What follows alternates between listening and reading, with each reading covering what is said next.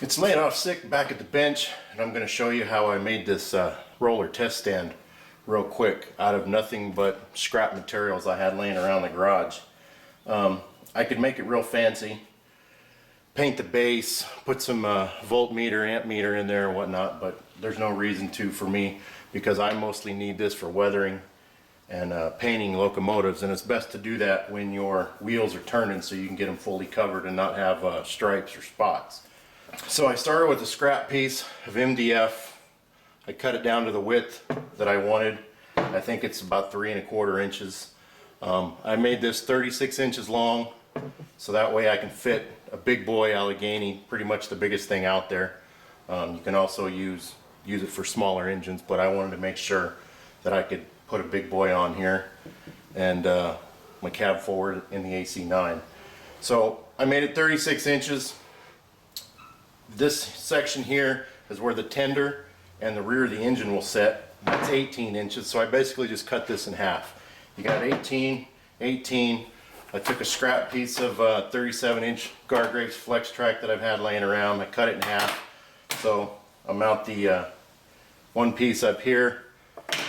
I'll mount the piece where the rollers are going to go down here to the bottom. And then this piece is going to be the support for the pilot truck.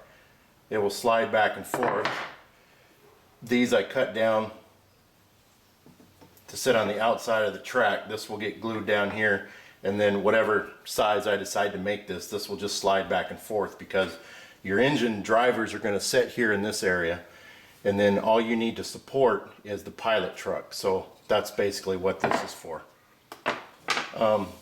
You can do this with a set of 4 rollers. I got these from Micromark a few years ago, and you can do any engine with just 4. Now the Micromark set only has 1 with a pickup in the center. I'd like to have 2, but 1 works just fine. I haven't had a problem with it.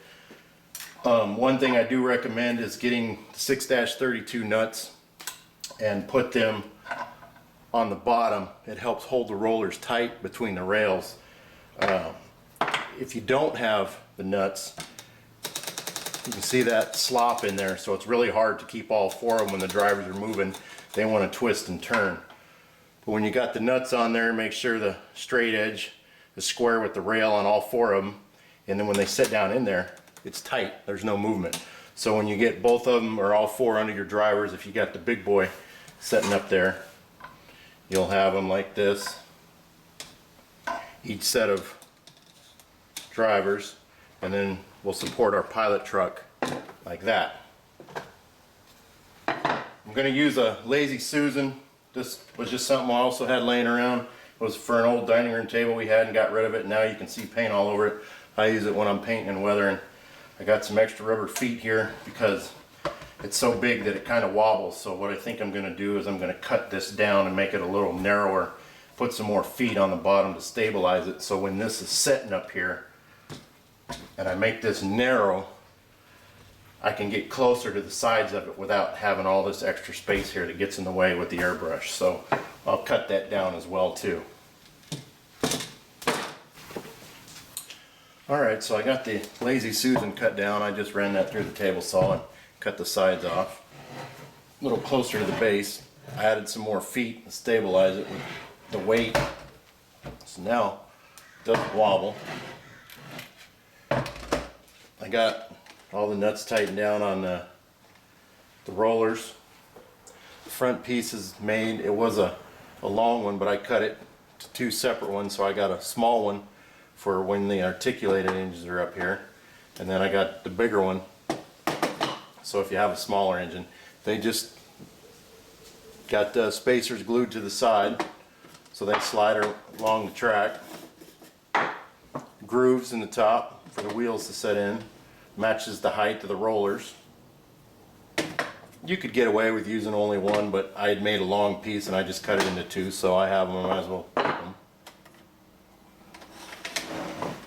I soldered a wire to the outside common in the center rail for hot, and then I'll just clip on with alligator clips to the end with my power supply. And then when you rotate it, you just unclip it, clip it to the other end. But that's all there is to it. It's pretty simple. Just some scraps laying around the garage. Took me a couple hours of the afternoon.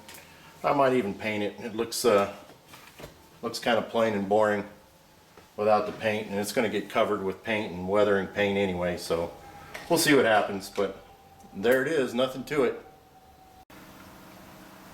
Well, now it's much easier to test this thing and also dull coat it, weather it, paint it, whatever you're going to do. Put it up here on the rollers, clip the track power on. I'll have my cab one out here so I can spin the wheels.